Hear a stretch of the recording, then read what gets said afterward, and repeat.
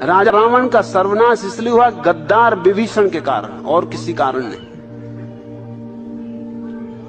और चूंकि राम उस गद्दार के कारण जीते, उस गद्दार को उन्होंने पुरस्कार भी खूब दिया, लंका का पूरा राज्य दे दिया। और तुम देखते हो, ये राम के भक्तों में से एक ने भी नहीं कहा कि विभीषण ने गद्दारी की, अपने भाई को धोखा दिया।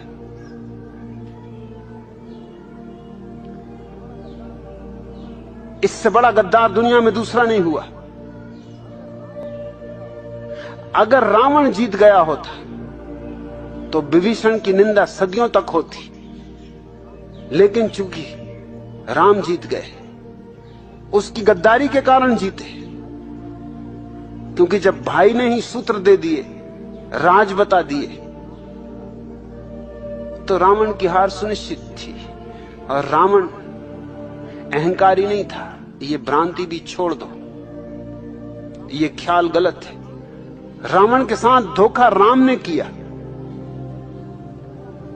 क्योंकि जब सीता का स्वयंवर रचा जा रहा था तो ये बात जाहिर थी कि रावण इतना शक्तिशाली कि वो सीता को ले जाएगा, और वो शिव का भक्त था और शिव का धनुष तोड़ना था, वो उसका हकदार था तोड़ने का। उसने तोड़ दिया होता तो एक चालबाजी की गई। चालबाजी वहां शुरू होती, बेईमानी वहां शुरू होती, राजनीति वहां शुरू होती। इसमें राम जिम्मेवार है इस सारे उपद्रव में, रावण नहीं।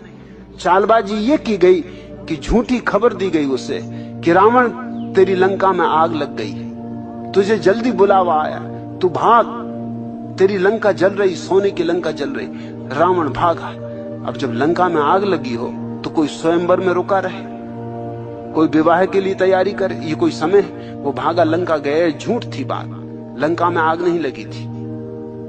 जब तक वो लौटा तब तक स्वयंवर समाप्त हो चुका था, तब तक राम ने सीता को वरण कर लिया था। इसका ही बदला देने के लिए, और इसका बदला देना जरूरी था क्योंकि ये बेईमानी की गई थी, सीधा षड्यंत्र था।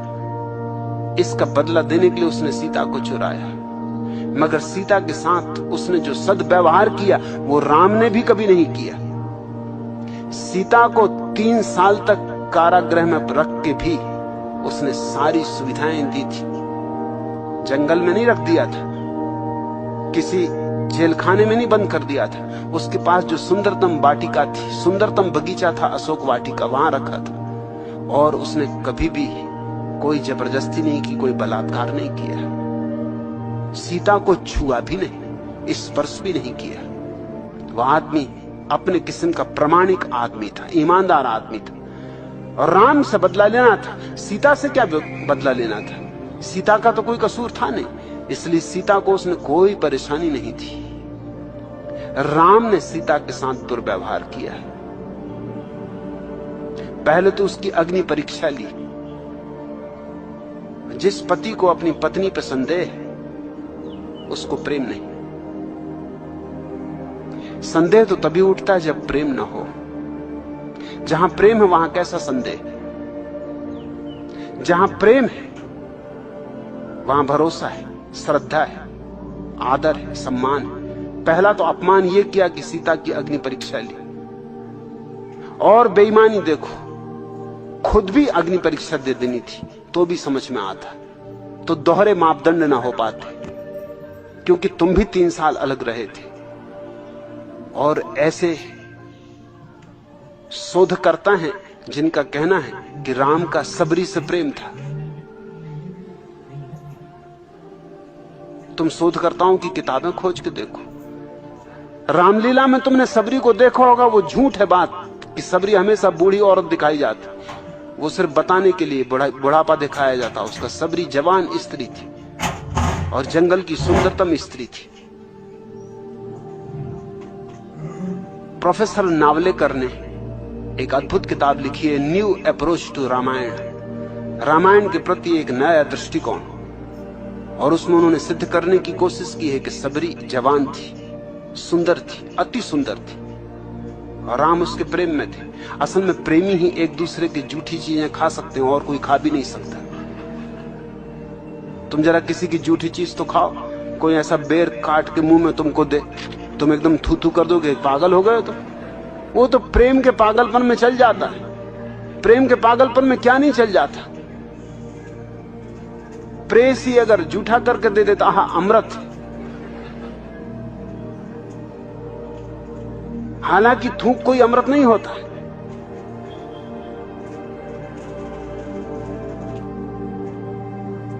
सबरी से राम का प्रेम था, ये नावलेकर ने सिद्ध करने की कोशिश की और मजबूत दलीलें दी। तो राम को भी परीक्षा दे देनी थी। दोनों साथ ही गुजर जाते अग्नि परीक्षा से। और मेरा मानना है कि अगर अग्नि परीक्षा से दोनों गुजरते तो राम जलते, सीता बाहर निकलती। सीता तो बाहर निकली ही, मगर शक फिर भी ना गया और स्त्री के प्रति अपमान फिर भी ना गया। और फिर भी सीता को किसी धोबी के कहने पर वनवास दे दिया। रावण ने जो दुर्व्यवहार नहीं किया था वो राम ने किया है। अब मैं किस जनता को समझाने जाऊं, तुम थोड़ा सोचो। मेरी बात तुम्हारी भीड़ को समझ में पड़ेगी, सुन सकेंगे वो।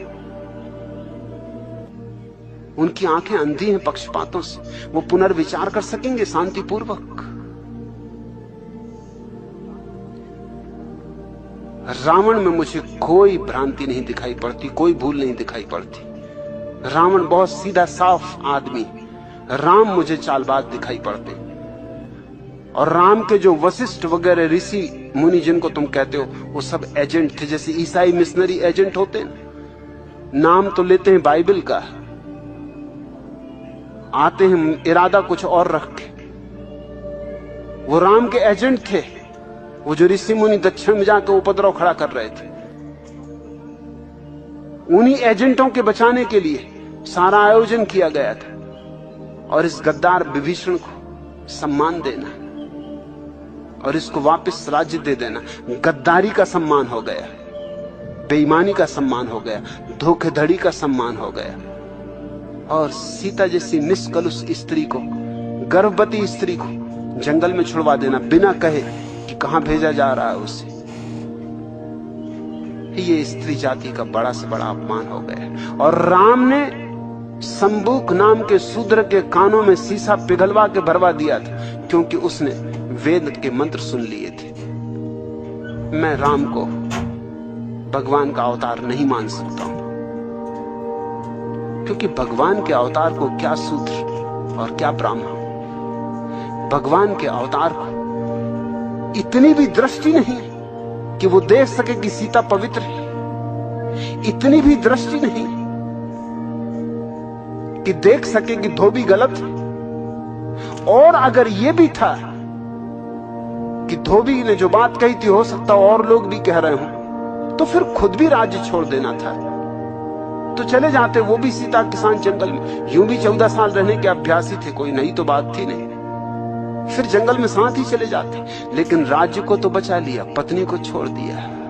पद को बचा लिया, पत्नी को छोड़ दिया। पद प्रेम से बड़ा साबित हुआ। राम राजनीतिक पुरुष है, मेरे लिए कोई धार्मिकता उनमें दिखाई नहीं पड़ती।